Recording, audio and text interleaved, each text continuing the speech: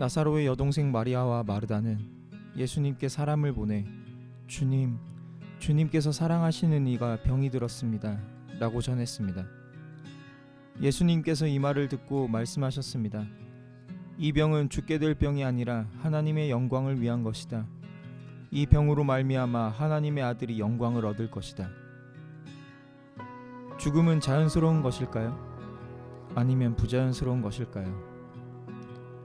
수많은 생명의 탄생과 죽음을 보고 듣고 경험하면서 우리는 어느새 죽음이 자연스러운 것이라고 당연하게 생각하게 되었습니다. 하지만 죽음을 앞둔 사람에게 우리가 죽음은 당연한 거야 라고 말하면서 태연하게 대할 수 있을까요?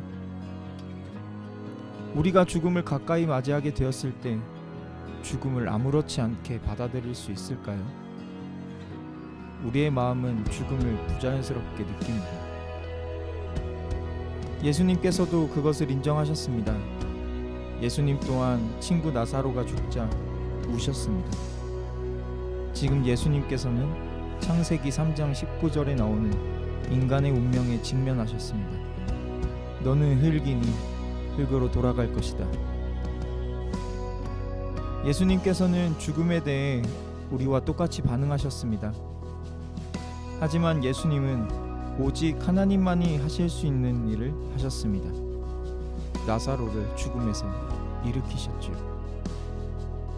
그리고 예수님은 우리를 모두 하나님의 나라로 데려가시기 위해 다시 오시는 날에 자신을 신뢰하는 모든 사람에게도 똑같이 하시겠다고 약속하셨습니다.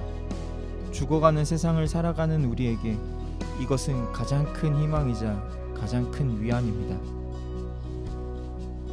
죽음을 가까이에서 경험해보지 않으면 예수님의 약속이 크게 와닿지 않습니다.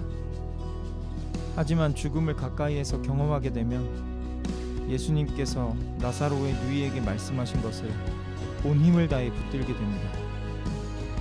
예수님께서 말씀하셨습니다. 나는 부활이요 생명이다. 나를 믿는 사람은 설령 죽는다 해도 살 것이며 살아서 나를 믿는 사람은 그 누가 되었든지 결코 죽지 않을 것이다. 여러분이 사랑하는 사람들 또는 여러분 자신이 죽음에 직면하게 될 때 여러분도 이 말씀을 굳게 붙들 수 있기를 바랍니다. 성경은 예수님께서 우리를 죽음에서 자유롭게 하시려고 이 세상에 오셨다고 알려줍니다. 그리스도께서는 모든 원수를 자기의 발 아래 두실 때까지 당연히 왕노릇해야 합니다. 그리스도께 멸망받을 마지막 원수는 죽음입니다. 예수님께서는 우리가 상상할 수 있는 방법으로 죽음을 이기시지 않았습니다. 예수님은 자신을 십자가에 매달아 생명을 내려놓으시고 셋째 날에 다시 살아나셔서 죽음을 깨뜨리셨습니다. 누가 이런 놀라운 일을 생각할 수 있었습니까? 예수님께서 죽음을 이기셨습니다. 예수님을 믿는 자도 예수님과 함께 죽음을 이길 것입니다.